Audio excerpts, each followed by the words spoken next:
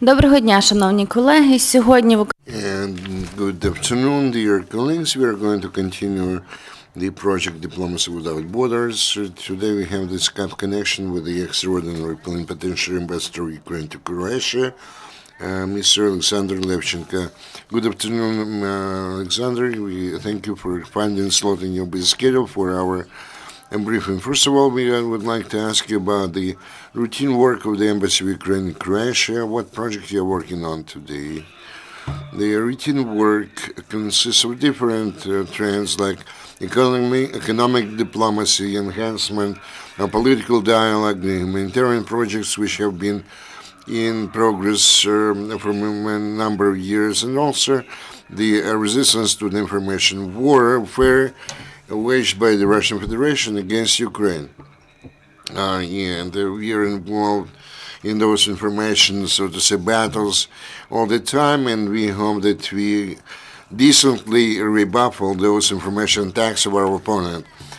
The Ukrainian embassy in Croatia recently was organizing the, let's say, provided the recreation time and rest for the children who were participants in the ATO operations. So how many children you were receiving, and what can you say about that?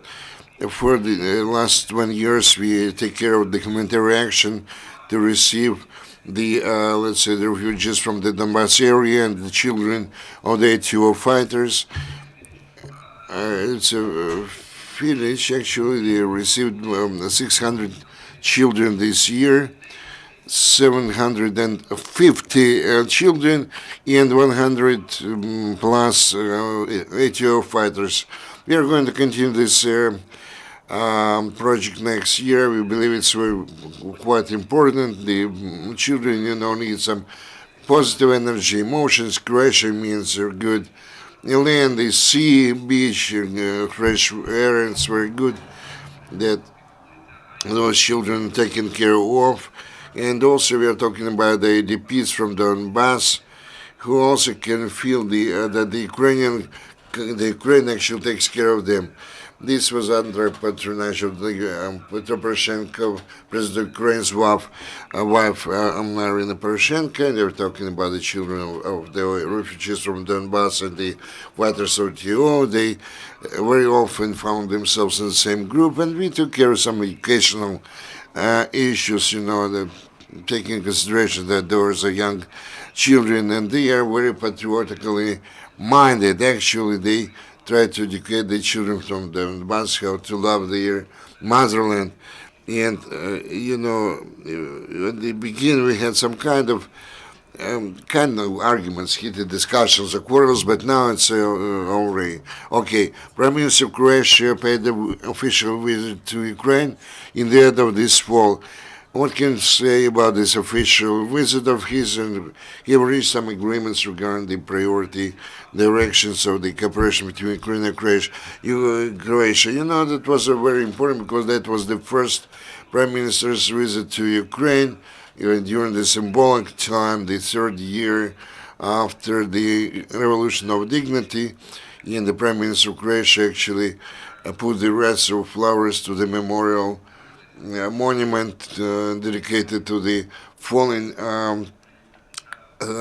Heavenly Hundred. He also was present at the monument to the victims of the Holodomor, of the famine. Also, he was in the Alley of Glory. That quite a lot of Ukrainians were killed in action during the World War II. Also, we had the business forum. More than 100 businessmen from Croatia came here. They met with their counterparts from Ukraine, and the Prime Minister actually addressed those present in Ukrainian, and this was a very pleasant surprise to us, and our businessmen, Croatian businessmen, were pleasantly surprised by that. Also, we signed several documents during the meeting of two prime ministers of the two countries, and actually the added value of all that was the Prime Minister of Croatia actually had actually met with the students of Kiev Mogil University and colleges, again in Ukrainian. He demonstrated very big respect to the Ukrainian language, and demonstrated that in business you have to use more and more Ukrainian language, which is very normal. We know that the scientific cooperation between Ukraine and Croatia has become possible owing to the cooperation of the Zagreb University with the Kiev and Lviv universities. What do you think? How successful is the exchange of students between those universities? Maybe you communicated with Croatian students after they return from Ukraine. Do you think their attitude has changed regarding the situation in Ukraine after they visited this country? Actually, in fact, Ukraine is present in Zagreb University. They have a special chair for more than 15 years now, Ukrainian language, and the Croatian language and culture they study in the Kiev and Lviv universities. So this is the major direction of our operations, studying or learning the language, studying the culture of each other. In addition to that, different departments, they are involved in cooperation, political science, journalism, and talking about the Kiev University of the International Relations. Now, 16 students from Ukraine stay in Croatia. This is not a big number, but it's not a few, just few students within the framework of the exchange of students program. And the Croatian students also come to Ukraine. They acquaint themselves with the city of Lviv, and from Lviv University they acquaint themselves with the so-called White Croatia, and they came here at the beginning of the 7th century.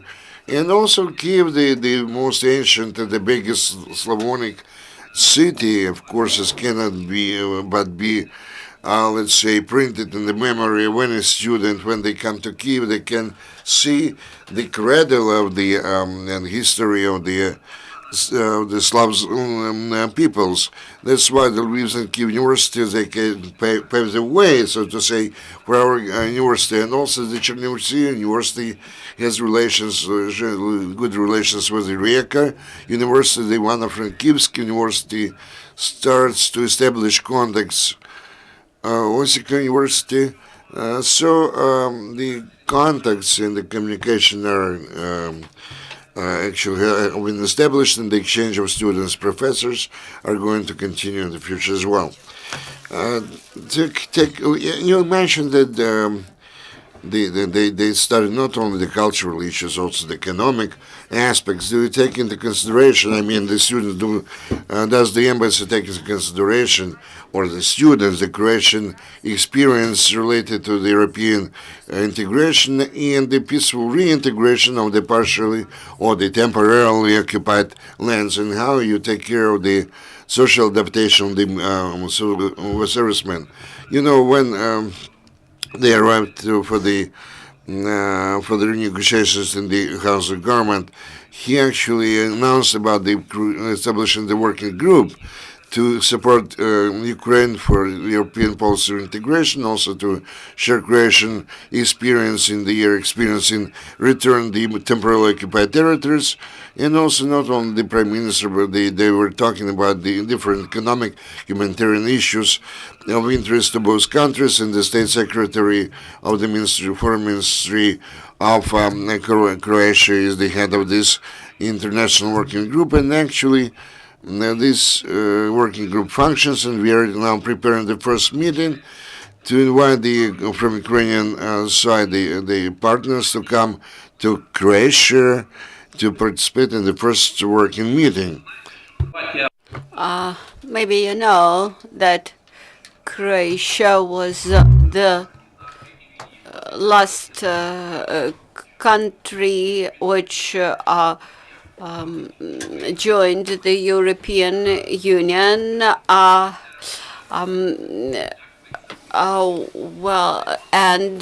This was a separate experience, a unique experience, because they joined not in a group of countries but separately, and also now the taxes for countries which wish to access they are rather high. At the same time, in 1996, 1998, Croatia received a very interesting experience of peaceful reintegration of occupied territories to the country, and this is what Mr. Plenkovich mentioned.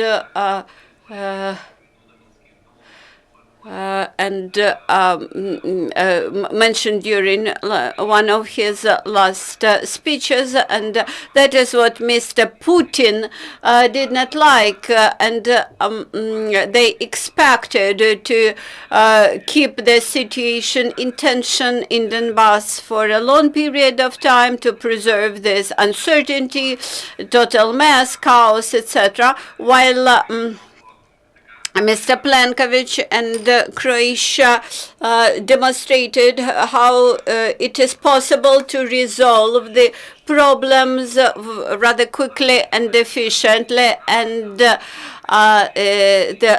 why Mr. Putin expressed his dissatisfaction because a small country, from his point of view, a small country like Croatia should deal with their business, but not interfere into the business between big countries like Russia.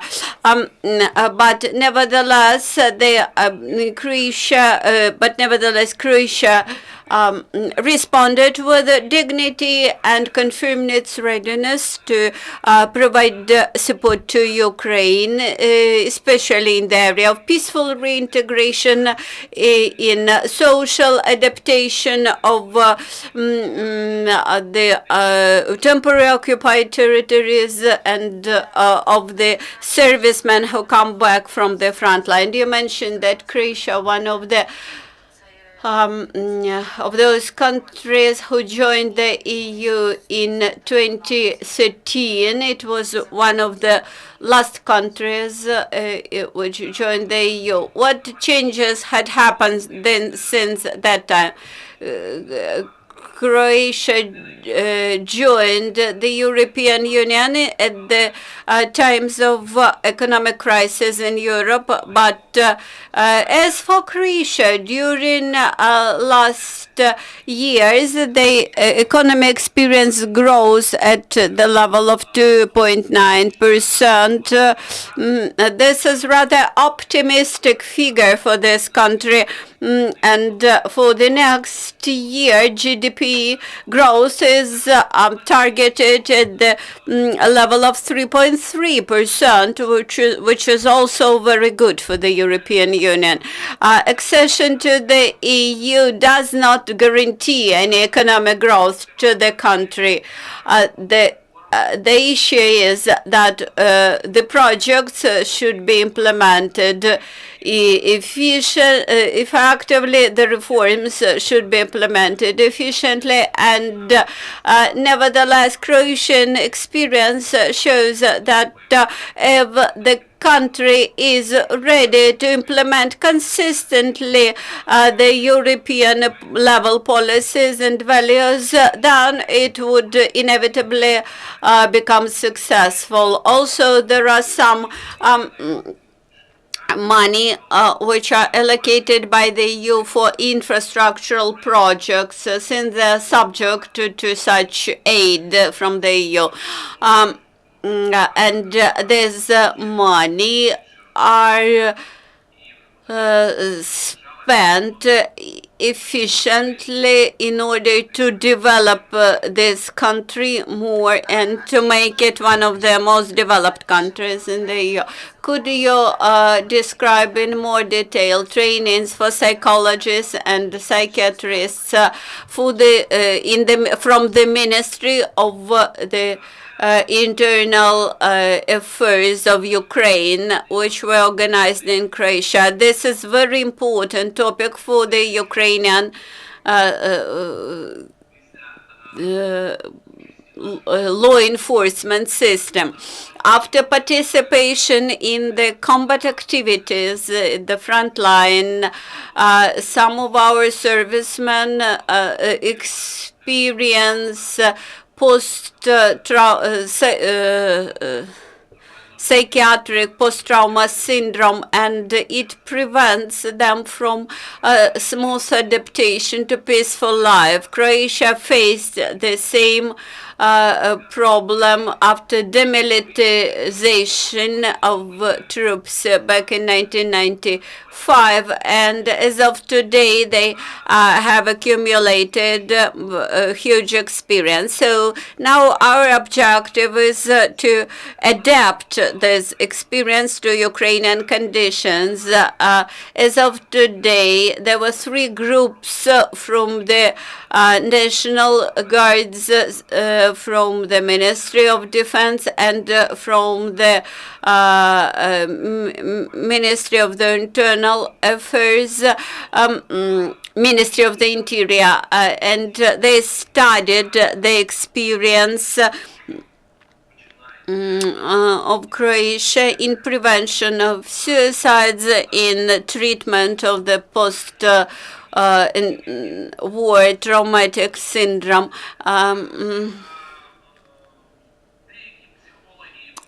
At the same time, some Croatian psychologists and psychiatrists are now on visit to Ukraine, and now we are also forming the 4th group from the Ministry of Defense, who are preparing to visit Croatia. You can imagine that this post-war traumatic syndrome could manifest itself after 25 years of the 25 years later after the war, and you understand from this fact, you understand the importance of this experience and the treatment, effective treatment. So the social adaptation of servicemen should be started at the level of immediate command at the front line. Then the family members of servicemen should be able to undergo special training, and also Croatian experience proves that the easiest way to overcome the post-trauma syndrome is to get qualified jobs, to get professional jobs for the servicemen, and thus having find the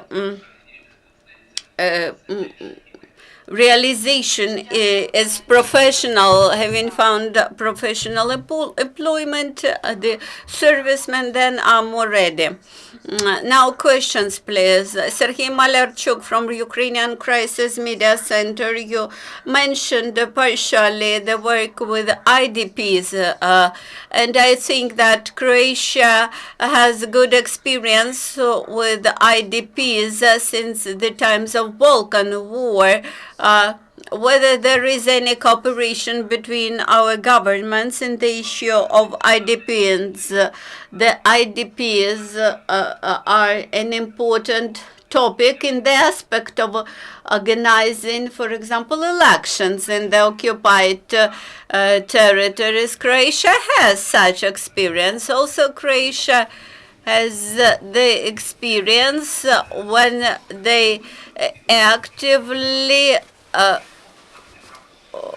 when the IDPs actively participated in local elections and their votes were taken into account even in the local elections in the occupied territories. Just an example, Donetsk University was relocated to Vinnytsia. And for example, in course of elections in Donbass, all the IDPs which relocated to Chernivtsi, Vinnytsia, etc., should be able to vote for a mayor of Donetsk, should vote for the Donetsk Oblast council, etc., and thus they will vote for Ukrainian parties and for pro-Ukrainian candidates, and their votes would be taken into consideration when counting ballots in the liberated territories. Now, another example, when Bukovar was occupied, the mayor of Bukovar functioned in other place, and when Bukovar was liberated, the legally elected mayor immediately became the legal mayor of Bukovar on site, so to say, and started to operate as a mayor. We organized, by the way, a training tour for our officials to the occupied cities and towns, and organized discussions about experience after the occupation. Any further questions? How often you can see the Ukrainian topic, discussions about Ukraine events, news about Ukraine in the Croatian media, especially in the context of relations with Russia? This is an important issue. Quite often when Syrian events become very topical, Ukraine can be forgotten in media, and in these cases we approach to the media and offer interviews with an ambassador or some information from Ukraine. And we try to show on TV, to speak on radio, and try to inform Croatians about events in Ukraine. I think that Croatian people, being the Europeans at the same time, they're rather close to Ukrainians, and historically we always used to have very good relations. I think that